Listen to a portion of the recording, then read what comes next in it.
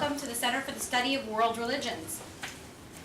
I'm Yusra Ghazi, a Master of Theological Studies candidate here at Harvard Divinity School and a junior fellow at the CSWR.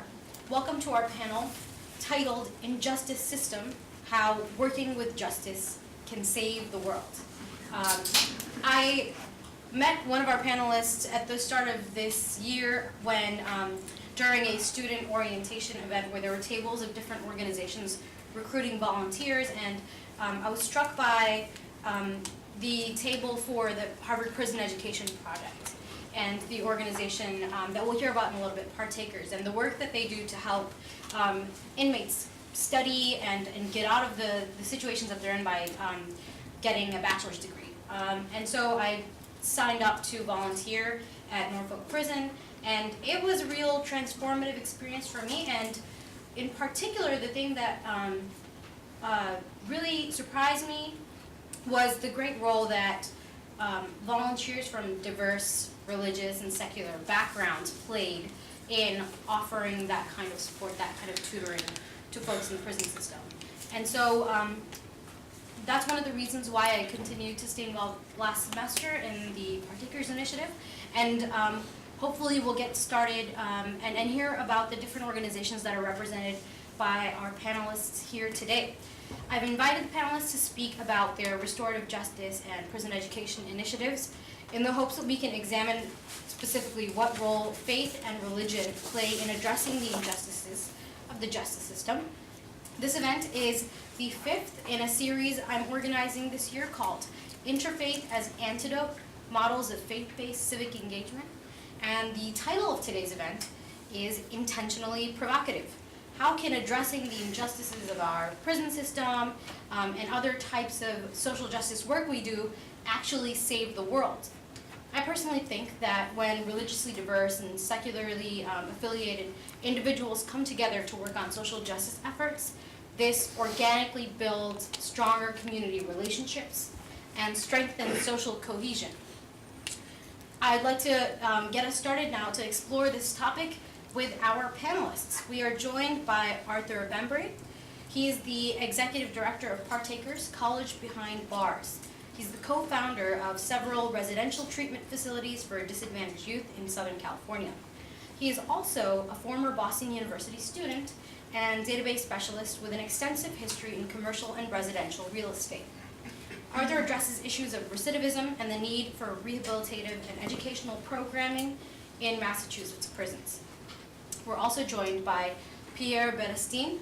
He is a Master of Divinity student at Harvard Divinity School studying the practices of restorative and transformative justice.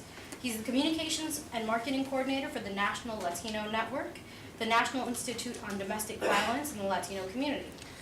Previously, he served as the Restorative Justice Advocate at Renewal House, a domestic violence shelter in Boston, Massachusetts, and as the co-founder and co-chair of the Massachusetts Restorative Justice Collaborative. And last but certainly not least, we have my friend and colleague Rachel Foran. She's a Master of Theological Studies student at Harvard Divinity School and a research associate at the Pluralism Project at Harvard University. This year, she's volunteered extensively with the Harvard Prison Education Project in partnership with Arthur and Partakers, and will be leading this student organization next year.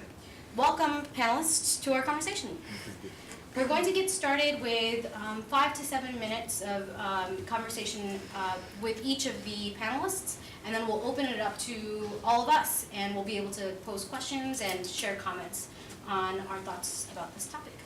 We'll begin with Arthur. Hi, thank you so much for inviting me here this afternoon, and thank you for taking your time to be here. I want to explain to you a little bit about what Partakers is. We're a community organization, very small, very fragile with our budget.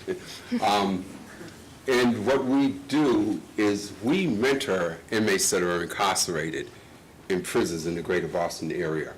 We're a faith-based, non-sectarian organization. We get our funds through annual appeals and writing to charitable organizations. So we have a very, very small organization, very small budget, very small staff. Okay.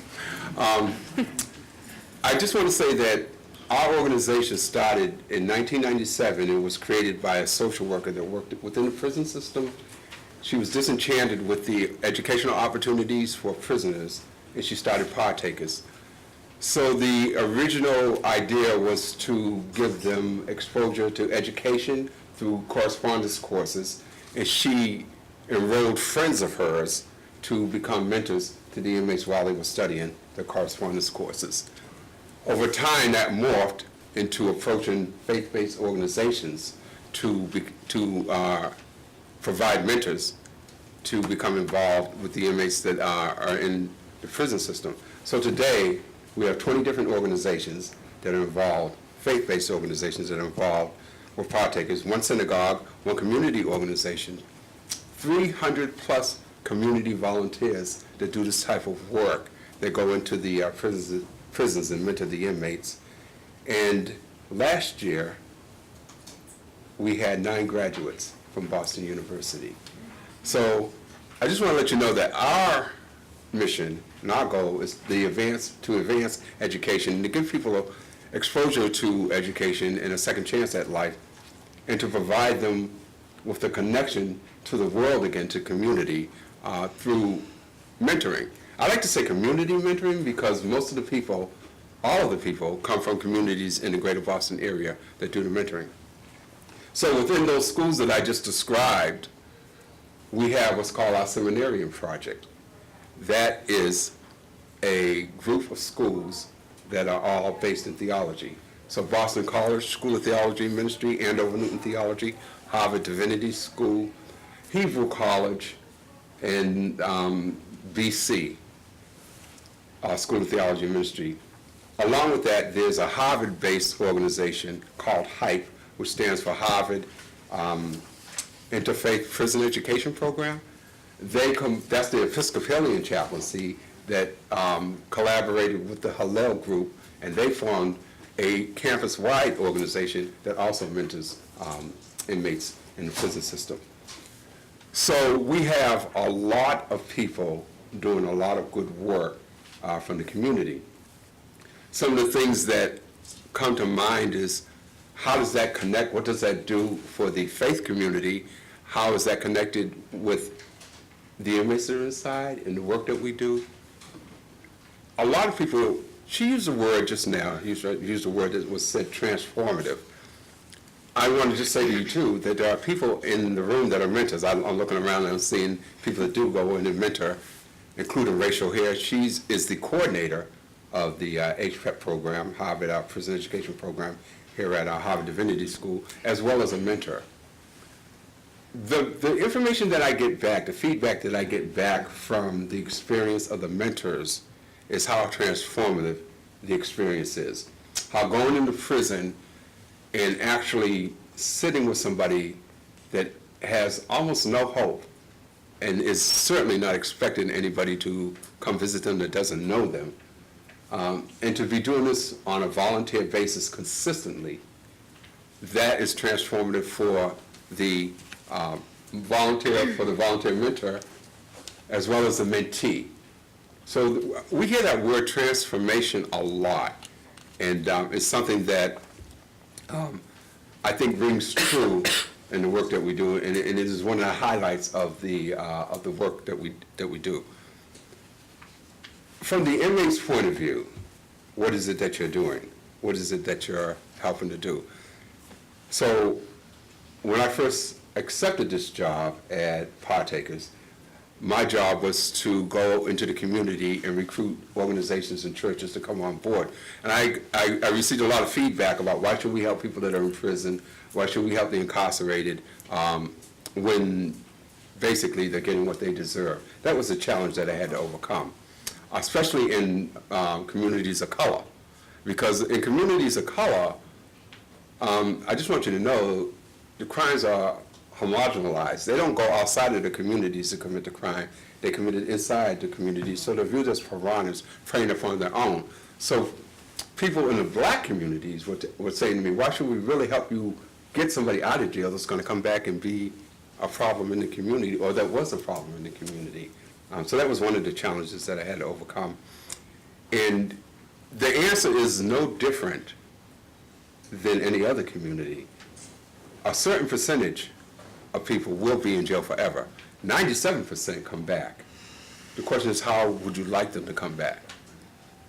If you're not judging of why somebody went to prison because you don't know, and they're coming back to prison, they're coming back to the community without an education, without a connection to the world, without a foundation, without trust.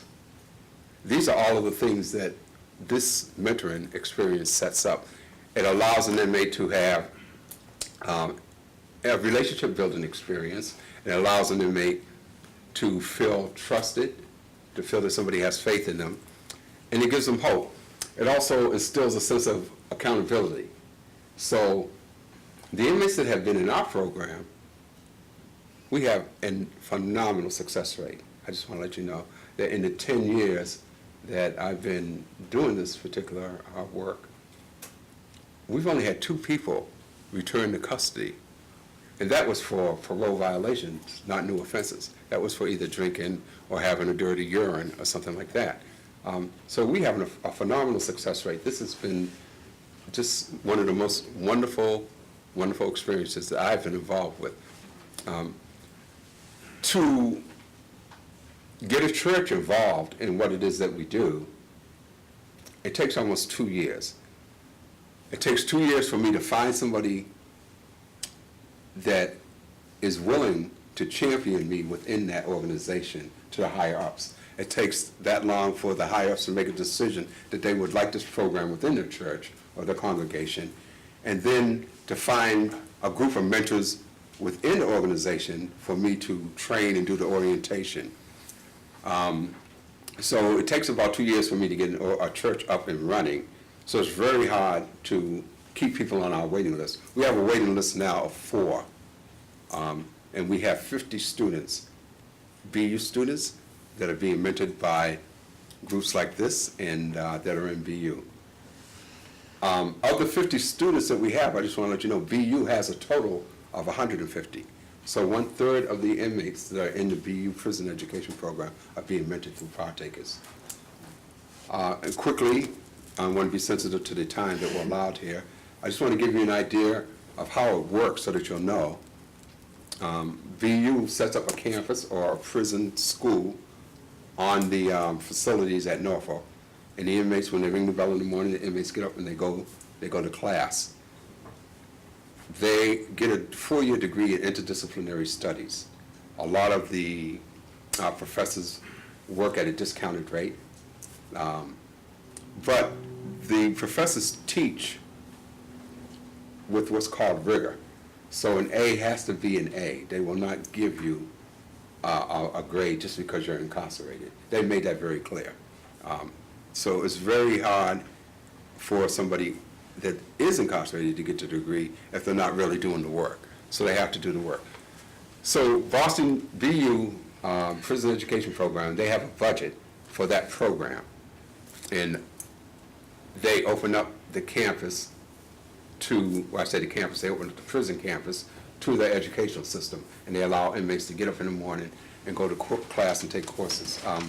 They can take up to 3 courses per semester. And that's how they get a degree. It takes them longer to get the degree than most people. I want to say sometimes it's like 4 or 5 years, maybe 6, depending on how many courses that they're taking. So that's how the program works from the inside. Our relationship with the Department of Corrections is fantastic because now that the pendulum has changed a little bit and it's in to help people that are incarcerated. It wasn't in a little while ago. Now it's in. So everybody wants to be on board for supporting a program like ours. So now we're getting a lot of this and a lot of that. That only lasts until the next horrific crime in society happens. As soon as that crime happens and the media gets a hold of it and they personify it to Howie Carr's and Michelle McPhee's, I don't mind saying their names because that's who they are. Once they get a hold of it and they blow it up, then there's a knee-jerk reaction and the pendulum swings back the other way. And it's, why should we coddle inmates? Why should we do this? Why should we do that? So in a nutshell, that is Partakers. And if you want to know, if you just really want to know, and I know This might be the first time that many of you have heard about the program, and you're not aware of it. But if you really want to know the benefit of the program, of how it changes a person from going inside to coming outside, I'm a prime example because I was an inmate. So I was mentored by the people that are in Partakers. My mentor is the one that rescued me from inside and brought me out and asked me would I work for the organization 10 years ago. So over 10 years ago, I became the executive director today. So I'm a prime example of what an inmate looks like if you help them.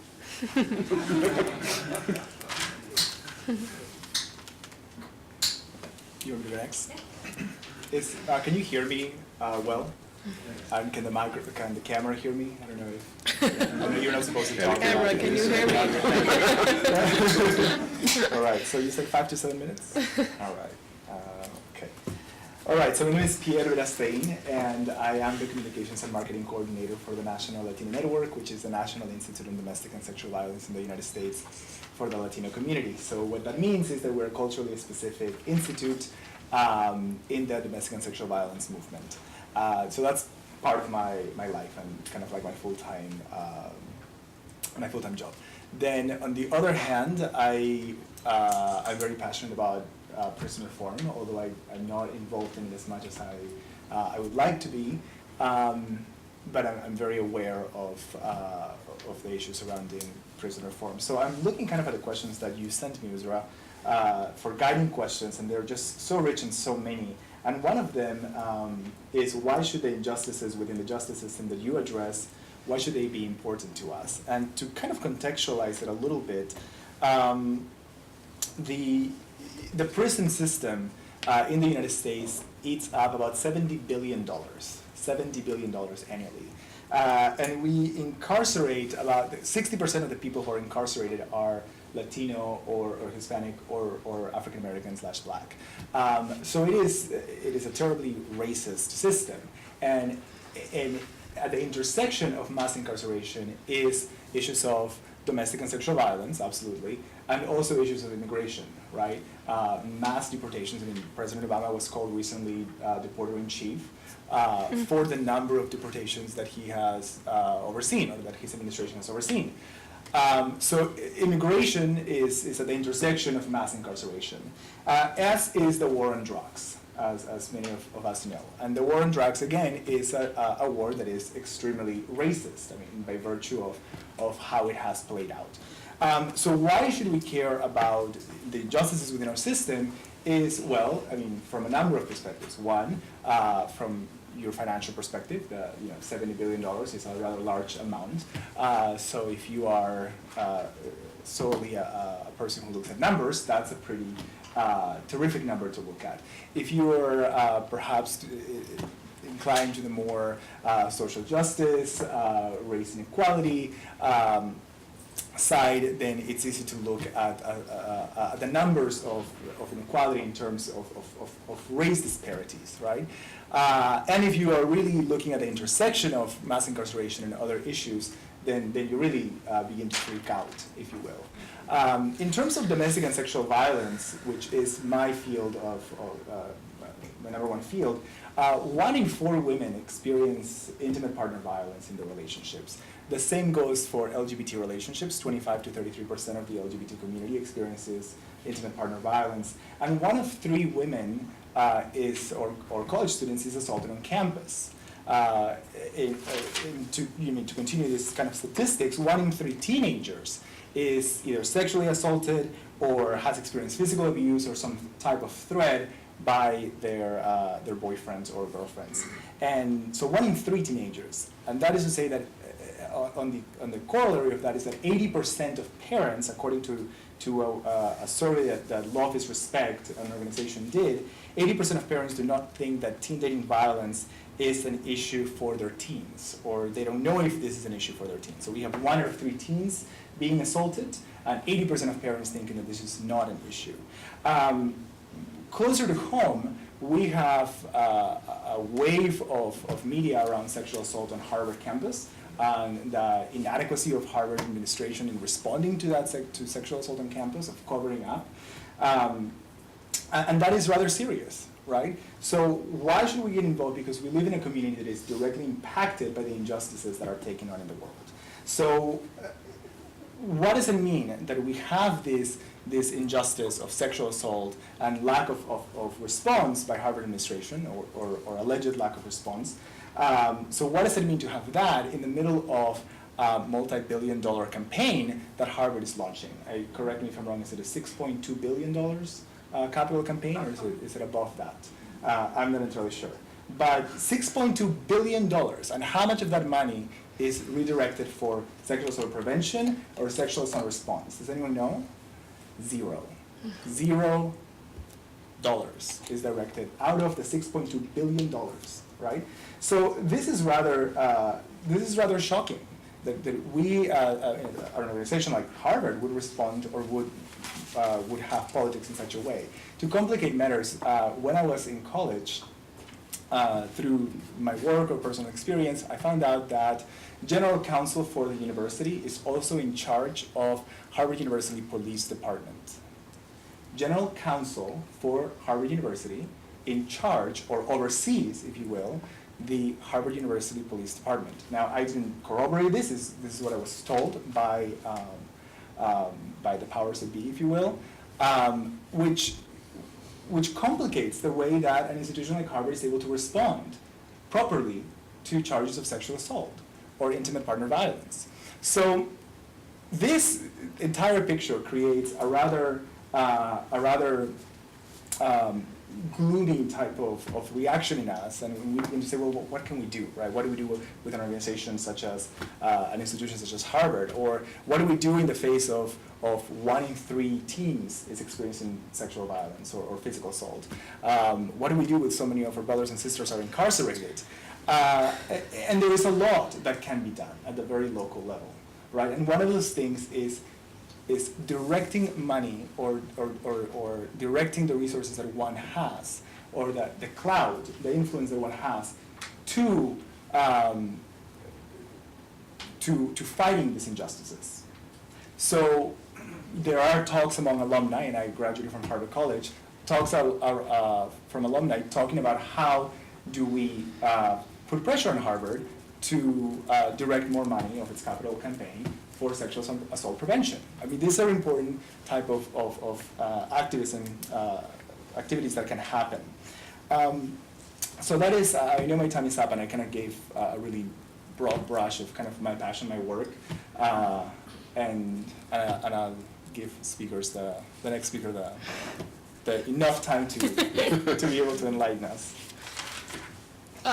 Okay, well, so like you sort of said, I'm Rachel. I'm a first-year MTS student here at Harvard Divinity School, and I study at the intersections of, more broadly, I guess, race, religion, class, and culture, and specifically in relation to ethical issues around justice and equity in America.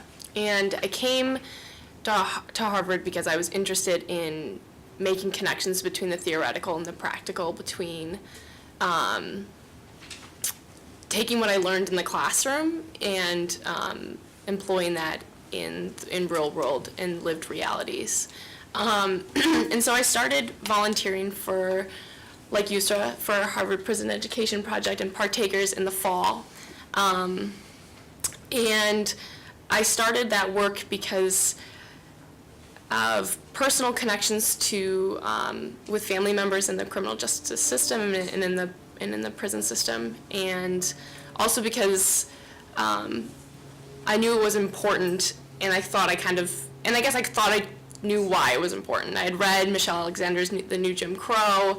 Like I said, I had these family connections. I kind of thought I knew what was going on, and like Yusra talked about it being a transformative experience, it truly was actually being able to go into a medium security, right? Mm-hmm. Prison, and experience what it was like to wait to get in to volunteer for sometimes an hour and a half, to have to go through all the different security checkpoints, and then to finally meet with with the student that I mentor, who is the coolest person ever, and just so articulate and interested and invested in his work, and had real questions that I had no idea how to answer about how to write an analytical essay. And I was like, oh my, I was like, I have to write one of those right now too, because I was in the middle of finals, and I was like, I don't know, do you have advice for me?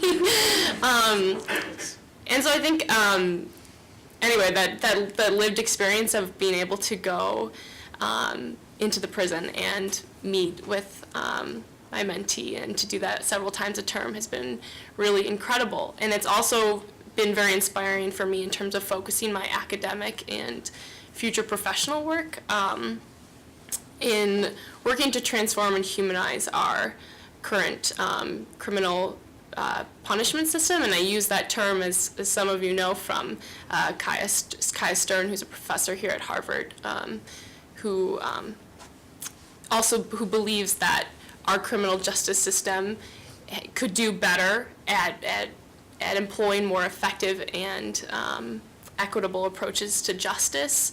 And right now it's more focused on sort of a punishment system as opposed to enhancing the well-being of all people. And so I'm sort of just getting my feet wet in these areas, and am doing it, I feel, on sort of multiple levels, or I'm trying to, whether it's through volunteering or my academic work. I'm like writing all of my final papers on the prison system in some different way, which is really exciting. But a lot of that comes from beginning this volunteer work through Partakers, and being able to have just a few small but really, really important and transformative experiences, talking and meeting with real people that are living within this system, that could be serving them better. And I'm interested in hopefully finding ways to make that system better, or to radically change it too. So that was kind of brief, but that's what I got. Great, thank you, panelists.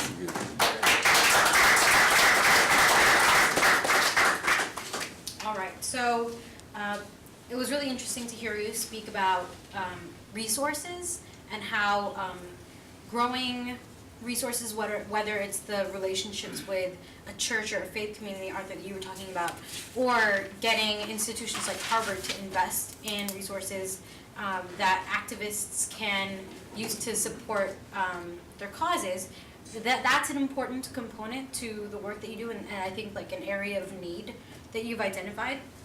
So it's helpful to hear you frame your work in that way. But I'm also wondering about the way that Arthur, you started talking about the sort of individual impact that your work makes on mentors and also on mentees who are trying to get out of the situation that they're in. And I'm wondering if I can start off. All of you are welcome to share comments and questions. I forgot to mention that. I'm going to pose the first one. I'd like to hear a little bit more about, I want to test my theory. And I want to ask, what role does faith or religion play, if any, in, one, what drew you to this work? So how does your faith or religious or non-religious identity drive you to the work that you do and the work that you spoke about? But then two, how does it play a role in the lives of your volunteers, your colleagues, your peers, and those that you are the recipient of your work and your support? And so I'd like to hear that from each of the panelists. We'll start with Arthur. From my point of view, as far as religion goes, I want to say that growing up is probably what framed my approach to religion, because I did not have a true religion to become attached to. I grew up in the streets in Roxbury, a poor community, and my family touched on a lot of different pieces of religion. Those that were from the South were Baptists. Those that were from the North were involved in Jehovah's Witnesses. So, in gaining my freedom, and we lived in a Jewish neighborhood, so, in gaining my freedom to explore the world of religion, I was amazed at how many different religions that existed, and I sought to find the value in each of them, and I could not put one higher than the other.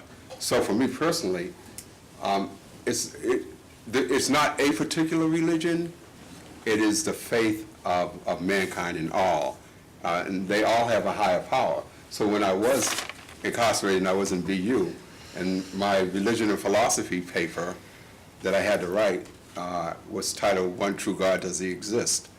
And the theme of that paper was that if you were to go to Africa and you were to take a pygmy, or if you were to go to South America or whatever, what makes that God any less than the other gods that exist? So for me, the focus on religion was not just one religion. It was just the fact that everybody was praying to a higher power. The groups that I am involved with, the organizations that are involved with partakers, come from different areas. So their faith always drives them, but there are different types of faith. I had never heard of a UU church until I started working with partakers. And when I went into the UU church, they had a whole different outlook on God and everything else. The synagogues told me they don't believe in God, so that was a whole different thing. So I'm all over the place, right? But there is a common thread there. There is a faith of something. There is a connection. So that faith, whatever that connection is, even though it's hard to say who's right, or, which is the correct one for me, that is what drives them. Their faith to do better, their faith to humanity, their faith to mankind. From an inmate's point of view, who by any means is not religious. Because when you're incarcerated, it's hard to be religious because you have to do a lot of unreligious things to exist. So it's hard to do something unreligious and then to go back in the room and say, God, forgive me for what I just did.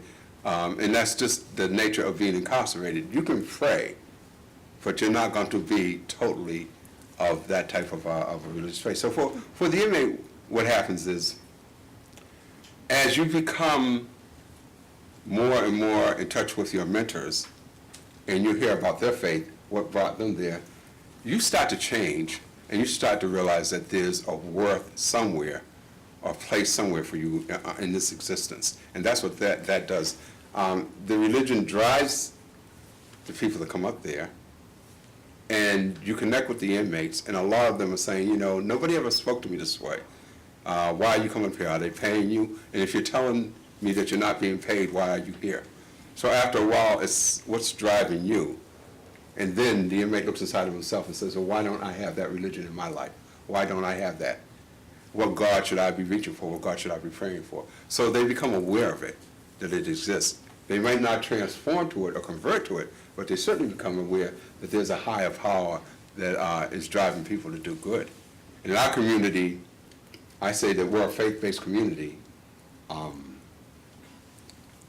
All of our mentors all come from churches, faith-based organizations, with the exception of the one community group in Newton, which is a community-based group, but everything else has a connection.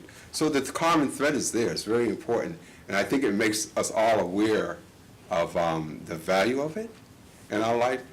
But sometimes, and I'm going to be quite honest with you, sometimes scars are so deep, people have been scarred so hard, it's just hard to bring them up to the level of where they need to be to accept God into their life. It's very hard to do that. I mean, you can talk about it all that you want, but to actually, you have to cradle somebody to that position. You have to actually cradle them there and get them there to say, okay, you're no longer this, but now you're here, you're accepted, you're a person of worth, and there is a God, whichever God it is that you want to pray to, that will accept you and that will forgive you. To be clear, mentors don't have, are they encouraged, discouraged to have conversations about religion with their mentees? They're not discouraged at all. What the policy is to understand that you're not going to convert anybody. Mm-hmm. That we don't ask you to convert. You can go and mentor somebody. Like to give you an example, one church that I went to and try to recruit mentors to go visit the inmate and mentor them, they said, well, we don't mind bringing your organization into the church, but we've reached out and helped a lot of people that are in need, and we haven't seen them anymore. So can you guarantee us that that inmate is going to come to church when he's released from prison? I said, well, heck, I don't know if he went to church before he went to prison. I can't guarantee that. But it comes into it. It's hard for you to ever, for those of you that do go mentor, you'll know what I'm talking about. It's hard for you to talk to somebody that's been incarcerated, to feel their pain, talk about their life stories, talk about their families and things, and not have faith creep into it. It's there somewhere. It's just there. You have to have that element of faith in the conversation or in the background, especially if somebody is going through a personal problem. A family person might die, they might not know how to grieve, or they just might lose faith altogether. They might just lose faith.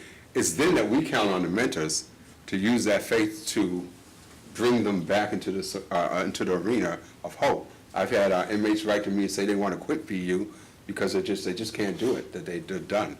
They can't do it. And I've had mentors go from Harvard, have gone and sat there with the inmate and say, listen, this is really what you need to do. You need to do this and that. And that was faith. So it plays an important role, even though it's not delineated, and even though it's not mentioned or pictured, or named or tagged, I should say. So it plays very important. Responses from the other panelists? Sure. I think that oftentimes when we frame a program or something as religiously informed or as religious, oftentimes they fall under the category of savior. So it's that we utilize religion to save, right? And this is, again, in my work, what happens is a lot of programs that do work with sex workers or with sex trafficked individuals, the huge mistake that is made is that we're going to go and save them, as if these women or men or boys needed saving, as opposed to another paradigm, right? And this is really dangerous because it's another form of, in a way, a religious imperialism or a religious going out there and spreading a certain religion, right? I find that rather dangerous. Now, that's not to say at all that religion or faith does not play a role in the people with whom we work. I have seen religion and faith play a huge role in the lives of those with whom I've interacted. And it plays a role over and over again. Now, I refrain from making a value judgment in terms of saying it plays a good role, it plays a bad role. I don't want to say that, right? But it does play a role. So one time I had a survivor of domestic violence engage in a 3-hour conversation with me around that she was paying for her sins and she was being purified through the violence that she had experienced. That is where she was at that moment. Now, that is a portal, an invitation for me to be able to speak about theology, about faith, about religion, about God, and to ask questions, right? Not to save, not to direct her in any particular way of thinking, but to ask questions so that through those questions, there can be some type of dialogue, right? And by that I mean there's this beautiful thought by Jacques Derrida that is that the conversation begins after the dialogue ends. And this idea that an echo is created in people's minds after we have a discussion. And that's often the case. I mean, if you think about fights that we have with our friends or partners, or the wife or the husband, and then you go off and you have yelled at each other, and then you come back hours later and say, honey, I was thinking, and really I can see your point. An echo was left in that person's mind, right? An echo stayed. So the role of a person who has religion, who has faith in the background that informs his or her work, is important in that a lot of the people with whom we work have faith and religion as central parts of their lives. So it's important in the sense that we can engage to create echoes in people's mind, to question what's happening. But I really have a little bit of a personal repulsion when we say we have to use a religious framework to do the work we do. Because I don't see that as really effective. Now, I would think, I also have seen, for example, again, being culturally specific on the National Latino Network, religion, faith has played a huge role in the strength of women and men leaving abusive relationships or rebuilding their lives in post-traumatic moments, right? A tremendous, tremendous role. And so when we look at religion, we can't look at religion, I think, in such a one-dimensional way. We have to look at it for all its complexity, for all its in people's opinions, negative effects and positive effects, if we want to make judgment calls. But I find it dangerous to say that, to make blanket statements about religion or faith. Yeah, I mean, I think, I don't know if I have anything unique to contribute necessarily, because I definitely agree that there is a spectrum of people that are both volunteering as well as people who are incarcerated in terms of how religion or faith has negatively or positively played a role in their life. Whether for someone that's volunteering, if that's something that motivates them, like a lot of the communities that Arthur is working with. And me, myself, I would say that my faith and the way I was raised, social justice issues were always an imperative, and I believe that is something that has shaped me in ways that I don't, maybe don't even realize totally up front, but that I would give credit to. That being said, not everyone comes from that perspective, and I will say with the person that I work with personally through Partakers, he's not religious, but and has told me that explicitly, just through because a lot of times our hour and a half visits will talk about school, but we'll also talk about a lot of other stuff that's going on in his life and my life, whatever feels relevant, and he has made that pretty clear that religion isn't a part of his life, although he doesn't have necessarily a negative perspective toward that. That being said, I am conducting interviews right now of people who were previously incarcerated, returned citizens and I've seen a spectrum. I'm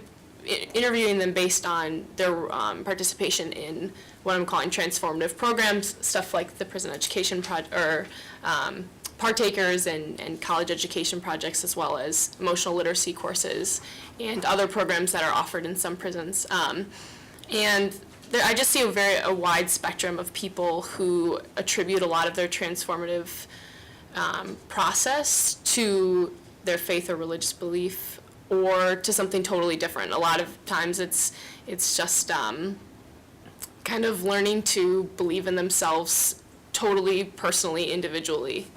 That's how it's articulated. But one guy I was recently talking to very much presented his story in sort of a religious framework, in terms of it being sort of a divine series of events that happened to him that allowed for him to become the person he is today, and to sort of change his mentality. His mentality from the prison mentality is what he called it, to now being an incredibly successful, upstanding, moral citizen. So I mean, that transformation process, I think for people can be religious or it can't. And so I think Pierre, you spoke much more eloquently than I did about the sort of complicated nature of this, but it can be both positive and negative for people. So, from Partakers' point of view, I like to say, as successful as we are, how successful would we be if it weren't for the world of religion? Would I be able to go out, would we as an organization be able to go out outside of those organizations that are involved now and say, oh, look what we have? Would you be interested in doing that? Would the response from the community be the same if there wasn't faith behind driving it? And I honestly don't know, but I don't think so. I don't think it would be as readily acceptable if you were going to corporate donors and corporate sponsors, Stop and Shop and John Hancock and Accenture and some of these other companies, and saying, listen, this is what we have. We have a mentoring program. Would you like to become a part of it and help change lives and help change society? Right. I don't think that the absence of religion in that particular case would produce the same results. Yeah. I just don't. Yes.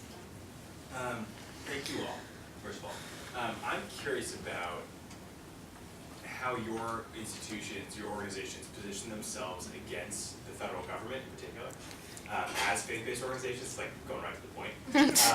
So, Pierre, it's supposed to be you. I was at an undergraduate institution that was filing a Title IX complaint, and while it's horrible that my school had the similar problems that Harvard has, the filing that complaint to the federal government put it on the table as a conversation topic at the dining hall, in classrooms, in hallways, in a way that I found really productive, even though things still aren't changing in a way that's helpful. And I'm curious how your organizations are pushing against that, and what role faith might play in that. And then for you guys, I think that there's such a, I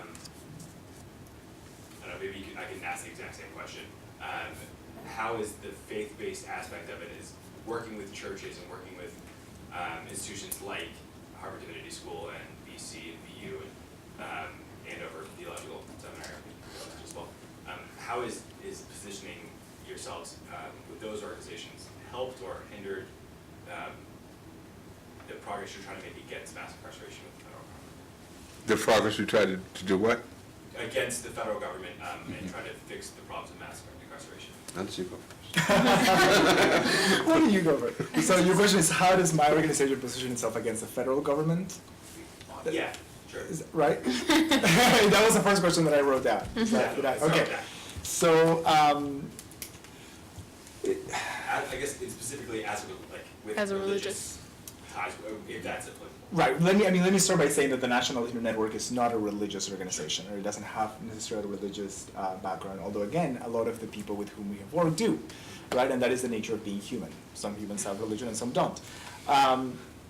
In terms of our politics, if you will, which is in a way I think what you're getting at, I'd like to go back to our philosophy and to our mission, and that is our mission really is to mobilize Latinas and Latino communities or communities to eradicate domestic and sexual violence, right? And our founder, Lupe Serrano, used to say that if we look at problems, or I'm going to totally butcher this quote, so I shouldn't say it. But the idea was that if we look at problems, we go at a dead end, right? If we look at strengths, we come up with solutions. If we look at community strengths and people's strengths, we come up with solutions. And so when we're looking at the domestic and sexual violence movement, we're really looking at what are these strengths in our communities? What are the resources that our communities have within or without the system, which is in a way of what I'm answering your question, within or without the system, to be able to eradicate or to raise awareness around domestic and sexual violence, right? So we have government funding, as many other programs. The thing that I think that makes us unique is that we are a culturally specific institution, organization. So, and that is extremely important because the federal government has traditionally funded, programs that are mainstream. And by that I mean the domestic and sexual violence movement started in the 70s from a framework that was white, middle class, Christian, American, right? That was a movement in the United States, which leaves a lot of people of color, communities of color out, which by the way, I really dislike the term communities of color. I'd rather use people of the global majority because that's what communities of color are. So I would like to propose that we start using the terms. Language So matters. it leaves a lot of people of the global majority out, right? LGBT communities, it leaves Latinas, it leaves immigrants, undocumented immigrants, it leaves non-Christians out of the system, right? And so that is why culturally specific institutes are really important, because they don't necessarily go against the federal government, they enrich the movement so that we have a more inclusive movement and we provide more inclusive services with the survivors or individuals with whom we work. From the position of a small nonprofit organization like Partakers in the United States government, there are a few things that are in place that direct how we have an association with the government. One of the things is that as a nonprofit organization, you're only allowed to do a certain amount of advocacy work to maintain, if you want to maintain your nonprofit status. So that's one thing. And politics aside, if they find that you're involved in any type of politicking that exceeds that level that they have in their policy, then when when they find out about that, one, you can lose your 501c status without your nonprofit status. The other is that you won't be approved for the grants. So we're, from our position, we have to be very careful about what we do as far as politicking, advocacy. And it isn't that we don't agree with the cause, or that we're not aligned with the need. It has nothing to do with that. It has to do with the restrictions that are placed on small, actually nonprofits. A lot of nonprofits are like that. So we adhere to that very strongly. So an example of that is they have this, on the 26th, on the Boston Common, is a Jobs Not Jail rally. And if you're not familiar with it, you know, a whole lot of people are going to go there to protest the $2.some-odd billion that is being designated to build more prisons, and everybody would like that to go for jobs. We would too.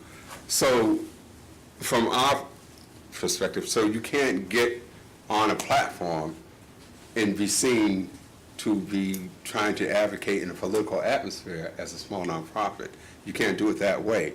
What we have to do is say that it's an event that we would like to attend and that we agree with and that we will attend, but we can't advocate to change politics or legislature. They make that very plain. A lot of the grants that I write, at the bottom of the page, it says, how much advocacy does your organization do? Does your organization do more than 2.4 or 5% of advocacy? It just depends. So to get around that, okay, what we do is we align ourselves with causes and we support causes. Am I going to the rally? Yes. Will I have a partaker sign holding up? Of course, right? But when I put it on our website, on our Constant Contact email campaign, when I sent it out as an alert, we don't claim it. Mm-hmm. We just advertise it as an event of interest. And that's what I did today. So, in sending out the Constant Contact thing today, it was an event of interest. I sent it out to all of our volunteers and things of that nature. So we have to be very careful in that sense. We don't get government money. All of our money comes from small private charitable organizations that are in attune to our mission. And when we write grants, they're sustainable grants, so we don't get large grants. You might get 10,000 here, 5,000 here. So I have to write a lot to happen a budget that we want. But in each of those grants, because they're charitable organizations, they do have that clause in there that they only want us to do a certain amount of advocacy work. And they don't want us to affect politics. They don't want us to be involved in politics. And, so that's the rule that we have to live by. So we still have about 30 minutes of time, and of course all of you are welcome to stick around after the Q&A to partake in refreshments and speak with panelists. But one of our dear panelists, Pierre, has to get going in a couple minutes or now. Pierre, do you want to share any thoughts with us before you depart? I can stay for a few minutes, but I wanted to add one final thing to this. And was your school private or public? Right. Okay. It's rather interesting when we talk about federal government being the culprit, which oftentimes it is, as opposed to the other number of players. So for example, for private schools, for private universities, filing a Title IX complaint oftentimes doesn't mean anything.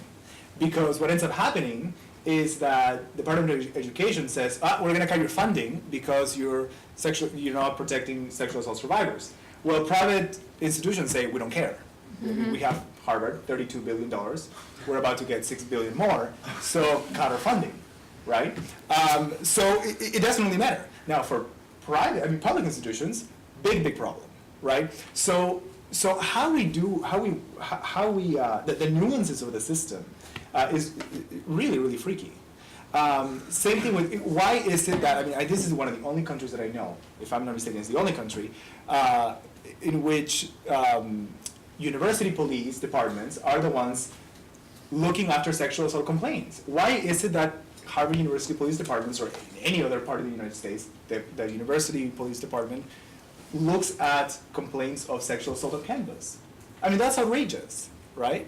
And so the problem is much more complex than we have the federal government. It's federal government oftentimes, and then we have institutions politics, and we have systems politics, and that is important to look at. That's one thing that came to mind when you mentioned also that your school had filed Title IX complaint. Saw a hand in the back. Yeah. So thank you all for your presentations. Wonderful. Thank you for your work, your life work, which is deeply important. I wanted to ask you a question, just a quick technical question, Arthur, about the fine line between support and advocacy, and which I think is must cut ethically at the hearts of all of you working in not-for-profits and having to straddle that line. You talked about, for instance, this rally on Saturday, and that you have sent the alert through your organization, and that you certainly will go. I was surprised to hear you say that you will also then have the partners sign. Is that does that not cross the line of advocacy? Holding the sign and lobbying is what they're concerned with. So They're concerned with holding the sign. right. So as far as holding the sign up at a rally, I would say that they might consider that, but also, in all honesty, there is that percentage. What percentage of what you're doing are you allowed to do? So how many rallies do I go to and hold a sign? This is the first one for the entire year, okay? So when they say, is it 1%? Yeah, it is. I held a sign at a rally that we played in, and that is the 1%. So they understand it. They just don't want it to be over the top. So how many rallies a year will I do that? If something comes up in the fall, 2. Yeah, and we're very strict about that. We're very clear about that. 1, 2. Let's hear from you first, and then we'll go to the back. Go ahead. Okay, I just had a quick question for Pierre. Is all the sexual violence on campus student on student? Good question. I wouldn't know. I see Carrie Maloney shaking her head saying no, who is a staff member at Harvard. My inclination is to say no, not all sexual violence is student to student. There is violence, again, from what I have heard from friends, that happens from staff or faculty towards students. There's an allusion made to it in many bathroom stalls. They tell you if anybody's making you feel uncomfortable, these are the sorts of resources you can call on. They're not speaking about other students. They're speaking about people in positions of power vis-a-vis youth. Right. And you see that all around Harvard in the restrooms, in the women's restrooms. So it's got to be pretty rapid, actually. And faculty, right, and it's staff on staff or faculty to staff, and then you spoke to the hierarchy of power, right? So department chairs or tenured professors towards staff or untenured professors. That happens, right? I don't have any documentation to say here, it's like, well, here Harvard has done this, but I have heard of cases in which that has happened in different parts of the United States. And what about the police to students or to faculty? What about, is there anything between the police and this sort of? I think you would have to ask a Harvard representative for that. Okay. All right, yes, go ahead. Pierre, before you leave, I'd just like to make a comment on the issue of domestic violence in relationship to other concerns about mass incarceration. Nancy Gertner this morning in the Boston Globe had a piece, which is a very thoughtful piece, that in our concerns about domestic violence, as we increasingly criminalize activities on the domestic violence front, we add to mass incarceration. Yeah. We put more and more people, poor people in particular, in our jails and prisons. So surely there are responses to domestic violence which are not the increased criminalization of behavior. Absolutely, and again, I have had several survivors who say, first, stop calling my partner an abuser or a batterer, right? They're still a father. My partner is still a husband. He's still a father. He's still an uncle. He's still a grandfather. So stop calling them abusers, or stop calling them batterers. And many survivors, overwhelmingly, a number of survivors I worked with, have said, I don't really want to go the criminal justice system route.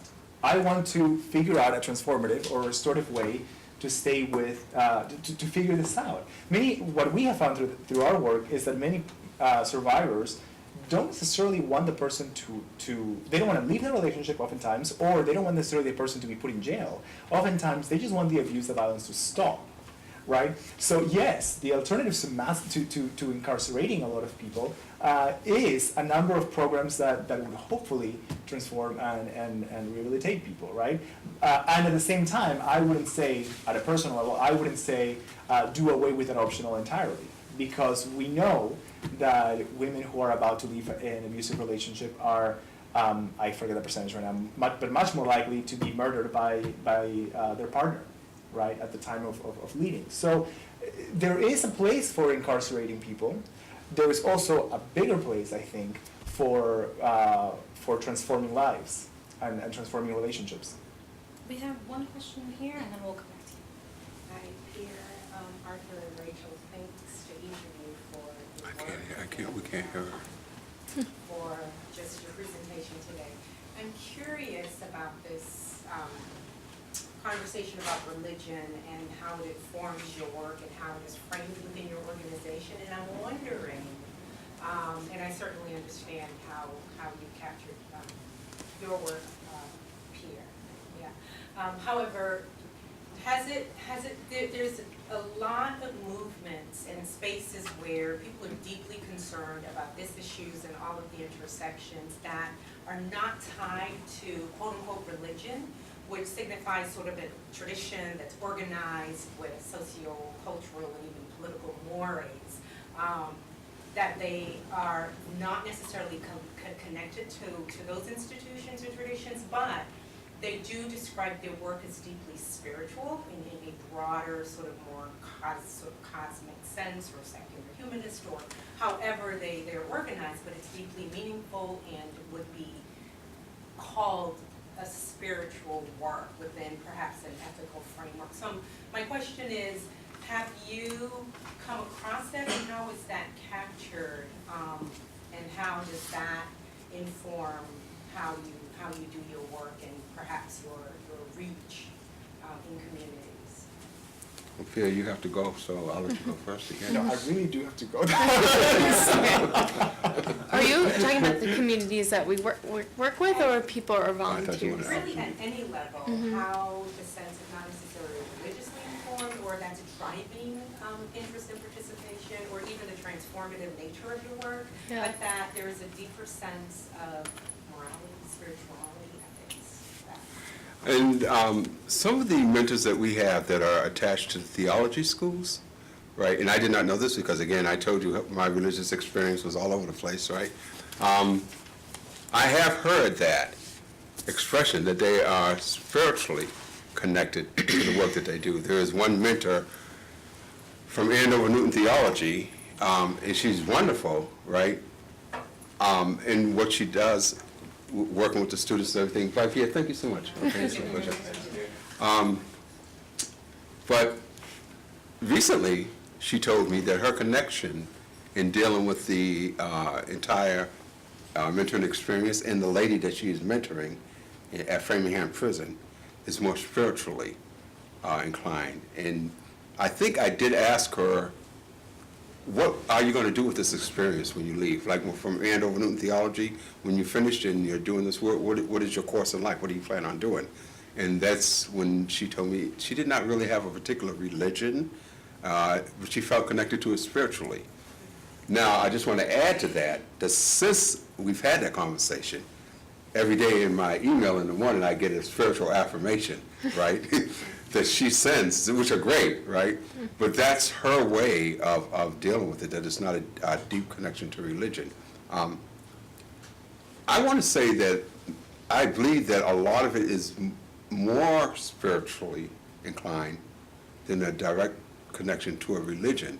And that's because a lot of our churches are UU churches. And again, I had never heard of a UU church until I became involved in Partakers. And they let me know from the very beginning their stance on spirituality, God, and religion, which I fell back, I'd never heard of it. I said, you don't talk about God, you don't believe in this or that or whatever. And they said, no, we might go through a whole service and never mention the word God. And I was like, well, what is it? It's the spirituality that has a connection. To me, that's fine.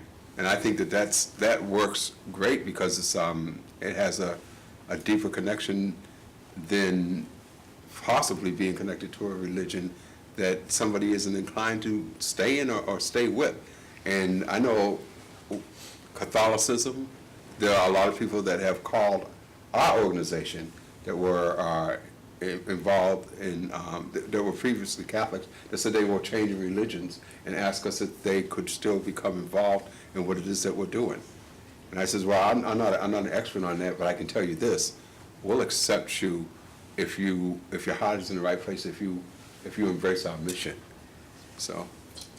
Rachel, how's that reflected in the student participants of the Harvard Prison Education Project? Well, I'm sure it's a broad spectrum.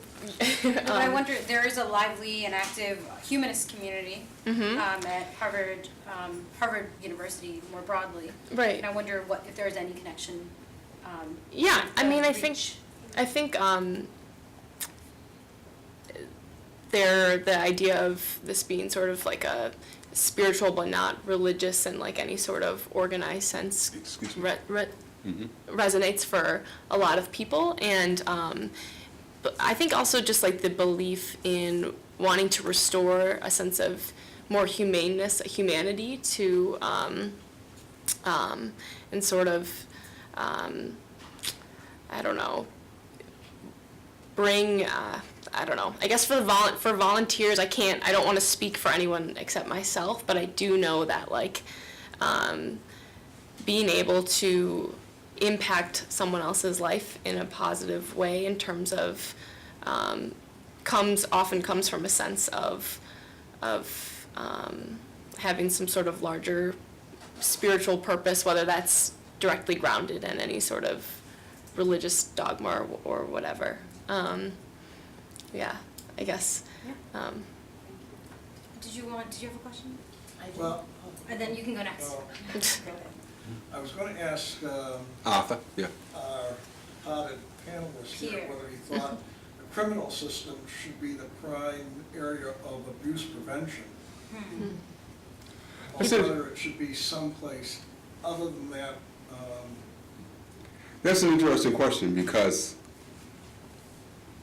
the many reasons that a person might end up in prison don't begin in prison. So it's systemic. So you might want to look at what is happening where the person is before you went to prison. What can we do that's preventive to stop somebody from going to prison and becoming an applicant in my program? All right. So once you're in prison, there's another part of it. What is the responsibility of the criminal justice system as far as releasing people back into society goes? So I think it has to be on both ends. I think you have to have a direct preventive program that's established, that's viewed, that's proven, that's evidence-based, established in the community to prevent people from going to prison, or give them the opportunity to address some of the issues. Once they're inside, okay, there has to be a concentrated effort, clearly, to establish something to change the behavior and give a person an opportunity coming back. I was in a prison with 1,600 men. Of the 1,600, 1,000 didn't have hope coming back into the community. Everybody did not join BU. There's just a certain amount of them. So inside, what are your choices? You have programs inside the prison that the prison has designed to make them look good on paper. So you have counseling, you have GED, you have this, you have that. Okay. But they need to have a program inside that guarantees success for the person that's leaving. And that is something that they typically have not had. They're working on it. They're starting to listen. Just releasing somebody from, you have to remember, usually people that are doing time, they do a lot of time, 6, 7, 8 years. That's a short time. So after 8 years of incarceration, you're coming back out to no family, without a job, just, unemployment, you're probably going to try to get on unemployment or whatever. So it's very hard to not have something in place inside the system to address your question, to inside the system to help inmates. That they don't have. So what would that be? From my experience, what that would clearly be would be a reunification type of a counseling program that would teach people how to reconnect and how to react to people once you're back on the street. You've been in an environment of where you've had to act one way for many years. So now how do I get back into the community? How do I learn how to trust? How do I write resumes? How do I look people in the eye? How do I get clothes? How do I get my license? How do I get my Social Security card? How do I do all of that? That's what they need. And then on top of that, where are corporations? Where's corporate America? Where is the community that would say, yeah, once a person has done that, we're ready to give them a helping hand and give them an opportunity and say, we'll give you a second chance. Where is that part of the community or society that's willing to do that? So it has to be a two-pronged approach.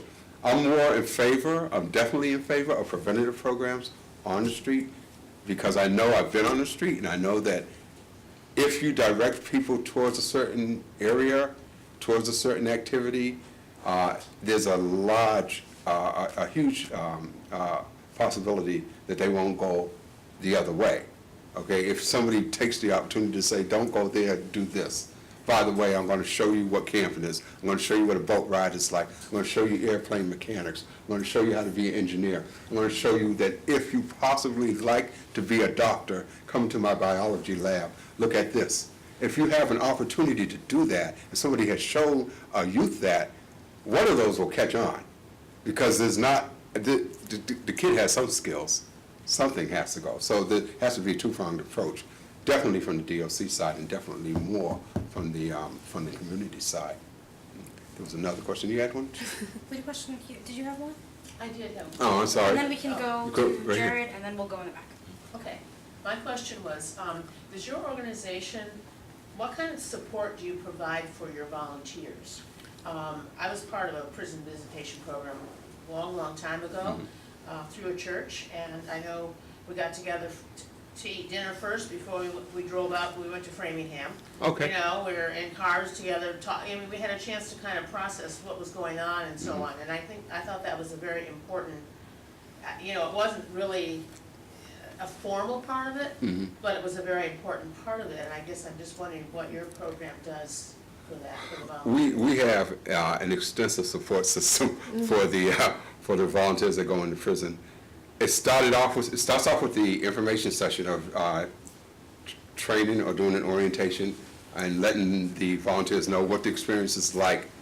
But once they go inside and they start the process of mentoring, we have a support system that is ongoing and consistent. So after each visit, there's a visit report that's written, and that visit report is shared with the entire team as well as myself. We will read the visit report, the whole team reads it, and we address any issues that are related to the inmate that need, and this is confidential. So the visit report is just between the volunteers, the inmate doesn't see this. That's one thing, and that creates the fabric of community as far as the volunteers are going. But also, not with the students, but with the faith-based organizations, they also meet on a regular basis to discuss their inmate, their student. So Trinity in Carpenter Square, they have 8 inmates, and they'll have a meeting with all of their teams. And we just did one like about 3 weeks ago. It was called the Trinity Annual Meeting. All of their teams were there, and all of the discussion was about any problems that the volunteers came up with. So we do an extensive training program which shows you how to get into, you get a manual about that thing, teaches you how to get into the prison system, how to navigate it. But more than that, the relationship that's expected between the inmate and the volunteer. We actually have an outline of the parameters of the relationship, what's expected, and the inmate gets a copy of this too. and everybody signs it. So that covers anything that could possibly go wrong. It's a transparent organization, so when you write a visit report, the inmate knows that everybody sees it. When the inmate corresponds, we work on a platform of anonymity. So we have a neutral address that the inmate can write letters to the volunteers, so that they can correspond. First name basis only, and that letter is shared with everybody. So that inmate writes the letter, he is addressing the entire group. And, as Rachel will tell you, I am available 24 hours a day. I've had Harvard students call me and tell me that they are at the prison, but they forgot the inmate's number and name. And was that Teresa? Yeah. Sunday morning, I always say this, call me, I'm available all the time. I really mean that. But a few months ago, the phone rang, it was Sunday morning. And I said, who would be calling me at 8 o'clock on a Sunday morning? And then I forgot, I said, oh yeah, I'm on call, right? So I picked up the phone, and it was a Harvard Divinity student, it was Teresa. She said, Arthur, I know, she said, I don't know, you're not gonna believe this, I am at the prison, and I left the inmate's name at home. It was the first time. So she had accidentally left it at home when she left. And they needed all that information. And I have it right there with me. I just opened the computer and gave her the name and everything. But that is this type of support that we provide. Call me. And here's a mentor right here, he will tell you. And all my trainers, I just say, call me. I don't care when it is, we're there. Even though I'm one person, I'm still there. Who was next on the question? You said someone else had a question? Well, yeah, and Rachel, did you want to respond? Yeah, I mean, I'll also say too, that like you kind of alluded to, the car rides. I mean, when we go to visit at Norfolk, it's an entire day experience. You're gone for like 5 to 6 hours with the group you're visiting with. And typically, for us, we have 2 teams going, and it's 2 people per team usually. So usually it's between 4 and 5 people in the car. And those are really important times. I think especially like the car rides home after you've visited with with the person you're mentoring, are really important experiences is to kind of process what you've just heard and sort of talk about sort of things you hear that are going on and challenges you had yourself. You didn't know how to respond to this. You didn't know how to write an analytical essay. These, and I think also writing, like what Arthur talked about, writing the reports and getting those every week from people to see how the person that you mentor is doing. Because, like, for instance, we each only volunteer, or we only go to Norfolk 2 to 3 times a term individually, but our team goes every week or every other week usually. And so it's nice to get that sort of feedback from the entire team so that you kind of keep up with how your person is doing. And so. And I want to say the difference before we move on to the next question. The difference between a faith-based organization and a divinity school is at the churches and the congregations, usually the team members know each other. So the congregation, they're members of a congregation, they have been going to the same church for a number of years. So there's already like a small sense of community there, and they will meet again next Sunday, and they can go to potluck dinners and things of that nature. With the students, there's more of a transient population, so to get them to actually do that is more of a challenge. It's more labor intensive, which is why we need great coordinators like Rachel to take care of this. But we try to hunt down fantastic coordinators and say, please hold the team together, because it can become distant in a school setting. You know, so it's you need a great coordinator to hold the team together and to make that sense of community, be there all the time, using words like we, us, and everything like that to keep them together. So we've got This time brother for had a just a question couple here. more questions, Jared, and then I'm back. Yeah, I was just gonna say, I've been a student here at Harvard Divinity for 2 years, and really thought that this experience mentoring through Partakers has been probably the highlight of any extracurricular I've participated in. One thing I wanted to highlight was, we were talking about religion within the context of a guarded community, right? And what does that community look like? And an inmate that I've recently been visiting, he had a conversion inside of the prison, inside of Norfolk prison.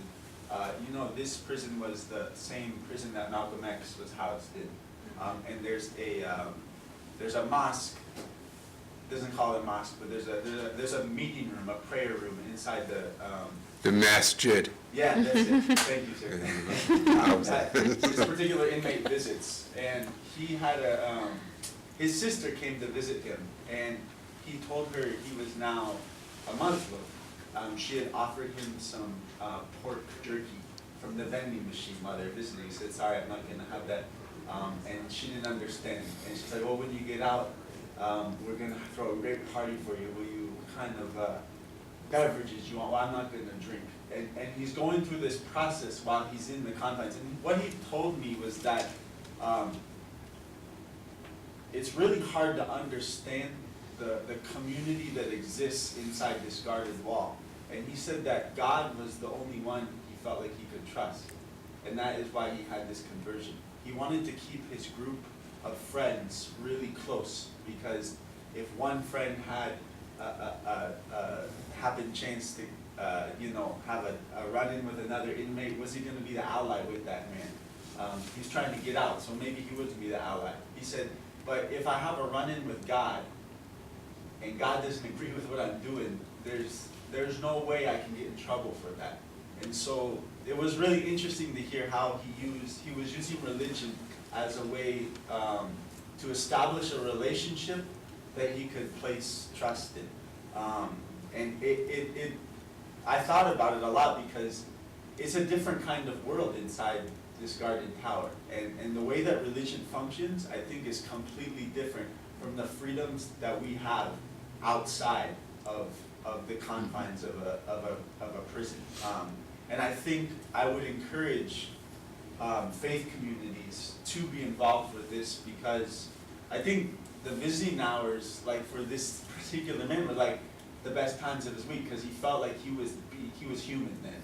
He was like, man, why you gotta leave early? Like, you gotta leave 30 minutes early? Like, shoot, I'm not gonna see anybody for another 2 weeks. Like why can't you just hang around? Oh man, I gotta get this car back. So it's been really, it's been like entering another world. And to see how religion functions in that world, I think is eye-opening for me.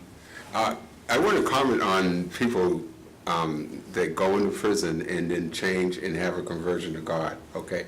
I just want to tell you that. That happens, no doubt, whatsoever. But also, one of the things that I witnessed taking place inside of prison is that people gravitate towards a particular religion based on the position of that religion within the institution, the strength of that religion within the institution. And that isn't to say that they're not totally involved or committed to the religion, or that they won't become committed to the religion. But I know that when you go in as a young person, when I was 18, people say, who are you with? So I'm with me. Well, that's not going to work, okay, because a lot of people that aren't with you that will be at you. So you got to be with somebody. So a lot of people look around and say, well, who can I trust? You know, who can I trust? Who can I trust to be with to make sure that I don't get hurt until I can protect myself, till I'm a man enough to walk amongst these lions that are in here? Who can I be with? So the Islamic faith inside of prisons has always been the same, outside or inside. It's always been the same, it's always been true, and it's always been trusted. So I know a lot of people, a lot of minorities that have went inside of prison have after a while said, you know, I've seen them when they came in, and I said, well, what are you doing now? Well, I decided to become a Muslim. I said, okay, since when, right? He says, like, since yesterday. I said, all right, so then the next time that I see him a few weeks later, I want to test him. You know, so I'm eating my pork, one piece. You know? No. And so over time, I've watched that person actually grow, a lot of them grow into that religion and become, some of the best people on the planet as far as their faith and their commitment goes. So there's that side of it. Then there's the other side of people that will get into an institution and have this epiphany, if I can use that word, and you just wonder, did it just happen all of a sudden? What was it that changed you? Was it because you're incarcerated? Was it because you can't get out, because you have no hope? What is it? What religion did you gravitate towards? What is it that's pulling you there? And for some of those people there, there's a doubt in my mind, and there always has been, because you don't see them as being truly invested in the religion. You see them converting for other reasons. And I'll be honest with you, everybody wants to get out. And nobody, I don't care what religion you're in, it has nothing. The goal is, how do I get out? So if you go before a parole board and you have a lot of religious stuff that you've done on your plate, a lot of people think that that's the way to go. So there are two sides to that. But I have noticed a lot of people that have converted, as you said, that in the end have been fantastic. And when they get out, are embraced by that community. So that's another thing too. We'll take our final question. Yeah? Yeah, I was drawn to this talk because it was going to be about restorative justice. I'm very interested in restorative justice. To me, restorative justice is restoring the perpetrator to the moral community, but it's also recognizing and restoring the victims to the moral community.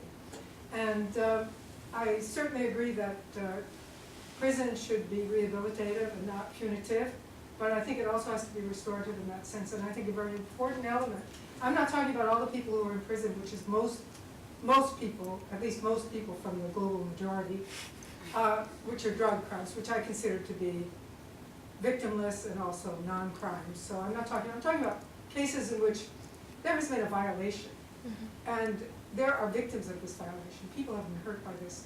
And I wonder what part of your education or interaction with these people who are doing time addresses that issue, that they do have to take accountability, and they do have to, one way or another, symbolically or concretely, they do have to make good the harm that they've done. I think that's very important. I think it's one of the most important arguments against the death penalty, in fact. I think everybody has to come to a recognition of the serious violation of moral law that he or she has committed. And that's an important fact, and I just want to say that the matter of restorative justice is new to the prison system. That isn't something that was batted around years ago. That is Well, it's an international movement which is now being addressed or being... Right, so it's something in American prisons, something that is new. Right. So for most inmates that are in prison, they don't know anything about restorative justice. They're not thinking on the side so much of the victim of the crime. Why? Because it hasn't been introduced to them.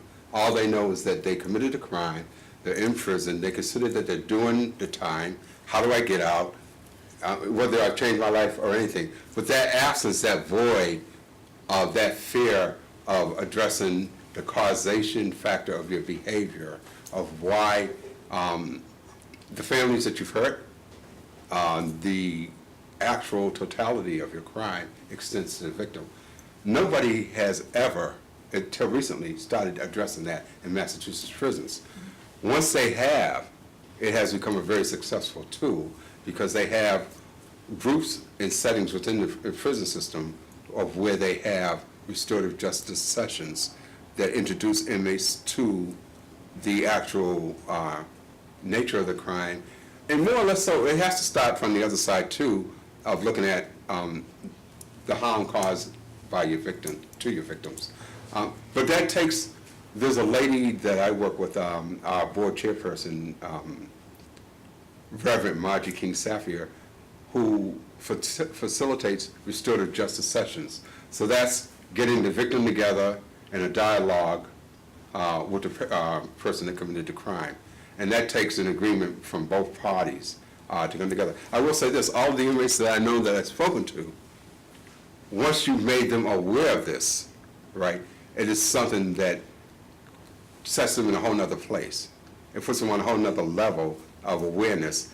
And those people have continued to come out and actually speak and be very helpful, speaking at seminars and settings, and to be very helpful in helping other people to see the need for restorative justice. But somebody has to actually make them aware of it. You have to have somebody that's willing to go through the whole process. And I want to say this, it has to be done in a way that's not demeaning to the inmate either. You know, you can't do it in a way, you can't facilitate restorative justice in a way that makes the inmate feel like, gee whiz, you just beat me down again after I served 19 years or 20 years or whatever. Now you want me to become aware of it, but you're not telling me in a way that's making me want to do it. So you have to do it in a way that makes the person see the worth of it and why it has a place in society and in his redemption. You know? I would also say, too, the importance of education in terms of developing that sort of self-awareness and sort of critical thinking and thinking more broadly outside of yourself, but also introspectively, can sort of tangentially sort of create those thoughts that Arthur's sort of alluding to, of like being more aware of ways that your actions may have affected other people, even if a class isn't directly addressing restorative justice explicitly, can start the process of sort of thinking in those ways. And I guess I'm thinking about the man that I mentor who is taking this sociology class that's about all of the isms. It's about racism, classism, all of homophobia, like everything you can think of. It sounds like the most intense class. And it's very much, a lot of the coursework he has to do is looking at his own life and his own decisions he's made and the own ways he's been socialized and thinking, and he's told me stories about sort of thinking more deeply about the choices he's made. And so I think that's the way that education and this work can sort of move along on those sort of restorative justice steps. Also just making people aware of like what justice can really look like. A lot of these classes can do that. But in terms of having restorative justice explicit programs come in, that does happen. I know I just spoke to someone that, and Pierre was one of the people that led it. He didn't speak to that, but he, I know is one of the people that has led those sorts of programs, at least at Norfolk. But those are, more specifically directed towards getting victims together with people that have committed crimes. Yeah, and there has to be, I was told, like I said, by our board chairperson who does this type of work. I think she does it with the Louis B. Brown Peace Institute in Boston, in Roxbury. But you have to have a very skilled facilitator to do that, you know, to bring those two parties. There has to be an agreement to bring parties together, people that have committed crimes and victims of crimes, and to bring them together to have that mediation there. It can be very intense. And you also have to be very upfront, she said, about what you want, what you expect to get out of it in the restorative justice session. Is it just a feeling of revenge, or is it just a feeling of this or that? You have to be very clear up front. This is what she told me the other day when we were speaking about this. What is it that each person, especially the victims, that you want to get out of this altogether? So that has to be clear. But it's definitely something that's on the front burner these days, and something that I think needs to be promoted more within the institution. When you're speaking about programs, sir, about things that are inside that could help as far as helping somebody reintegrate back into society, different programs and things of that nature, that's one of them, actually. That should be a big part of one of them. Having somebody have the recognition of an awareness of the harm that was caused by the crime, because it's not only the fact that they committed a crime, but it's the victims, and it's their own family too. So their own families are also victims of their actions. So that's very important. Unfortunately, Pierre had to leave the panel early, but he's left a stack of business cards for anyone who wants to get involved in his restorative justice work or ask more questions related to that theme of conversation. Everyone is welcome to stick around. Please join us in having some refreshments. Come talk to the panelists, to Arthur and Rachel. And everyone, please join me in thanking the panel. Thank you. Thank you all. Thank you all for coming.